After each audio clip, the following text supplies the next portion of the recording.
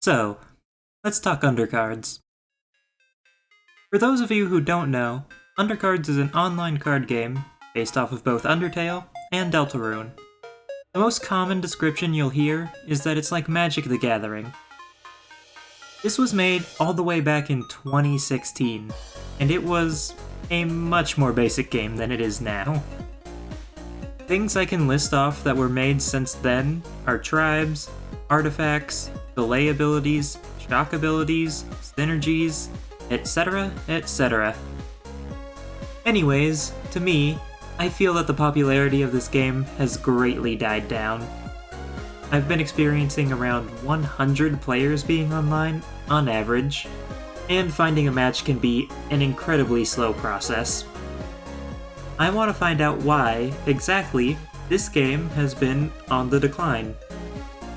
It seems that there was a bit of a tension around the time of Deltarune Chapter 2's release, as new cards were made, but even this was nothing like the game's original hype. To keep the community lively, one of the very first things that they added? Quests. Quests, as you might guess, let you collect things in exchange for tasks. You could obtain packs, gold, dust, or even UCP, a special in-game currency. Undercards actually made a lot of good efforts for retention, such as doing actual Undertale combat while waiting for matches, and more recently, the friendship mechanic. I didn't look deep into it, but it would seem that the more you use a card, the more friendship you get, which in turn gives you rewards. Looking at another mechanic, which is more for quality of life than it is for retention, there's crafting. As I mentioned before, you can collect dust through quests, friendship, or destroying cards. You can use this dust to create new cards, which is really good for those who just want to build a good deck. However, you can't make determination rank cards, the highest rank, unless you use a very special material that is really hard to obtain. The material is called determination fragments, and you need 4 to make a card. When I say that they're hard to obtain, I mean that even the best player can only get 3 a month, and I mean the best player. You can also get these cards in packs, but only through a 1 in 10,000 chance. The worst part about this is how the cards aren't actually that great. In the past, the Kara card was probably the best, as you simply just won the game. But the drawback was that it cost 50 gold. Changing this effect makes sense, but currently, it is very weak.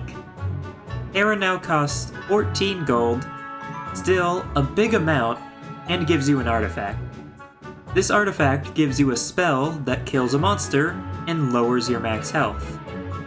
The artifact also ensures that you can only have one of these cards at a time. There are other cards that can do this, without lowering your maximum health, and the worst part is that the card that the artifact gives you still requires gold to play. Kara's stats are also not the best, as non-determination level cards can gain greater stats through their abilities.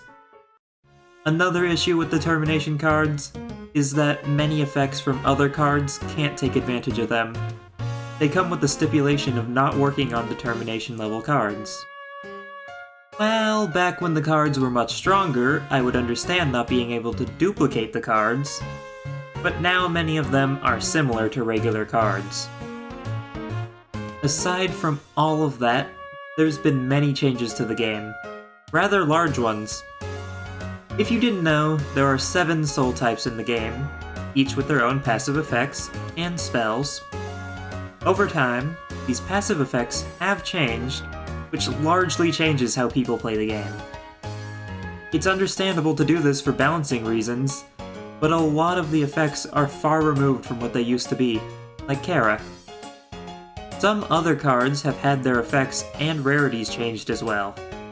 The reason rarity matters is because you can only have a certain number of a card in your deck, depending on the rarity. 2 monsters I've noticed that have changed are Gaster and Flowey. they were both epic level and moved to legendary. But also, both had their effects completely changed. Something else I'm upset about is that my old Flowey card got deleted for some reason. Now, I'm certainly not saying that these changes aren't justified. You need to balance a game at a certain point, but I believe that the fact players needed to completely relearn cards and rebuild their decks is part of the reason they left. Lastly, I'd like to talk about shops in the game. With gold, you only really have two options, unfortunately. You can buy packs of cards, or artifacts. And artifacts, there are a limited number of to buy. Now, this seems reasonable, but there's many other shops actually. The thing is that they all require UCP. UCP is the special currency, as I mentioned before, and when I say that, I mean that it's for microtransactions. This game doesn't handle microtransactions in a bad way, on the surface at least. You use these points for cosmetics or packs, but when you buy points, you can get a special pack along with them. These packs are guaranteed not just to have a legendary, but a determination ranked card in it as well. When determination cards were stronger, this would make the power dynamic of the game based on real-life currency. So, perhaps that's part of the reason why determination cards are so weak now.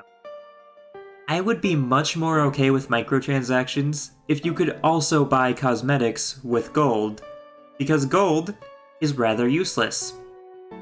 There are so many cosmetics to buy as well, such as card skins, profile pictures, profile themes, card frames, and emotes. And the card skins are very expensive. Not to mention this, but you cannot specifically buy things such as profile pictures or themes, but you have to wait for them to show up in your shop even though you are using a very valuable currency. All in all though, I do find the game fun still. It may be too late to fix things, as many people had already done pay-to-win strategies, and others dropped the game a long time ago. But it would be a welcome sight for me to see activity for this game pick up again. But anyways, yeah. Thank you everybody for watching, and I'll see you all next time. Bye-bye!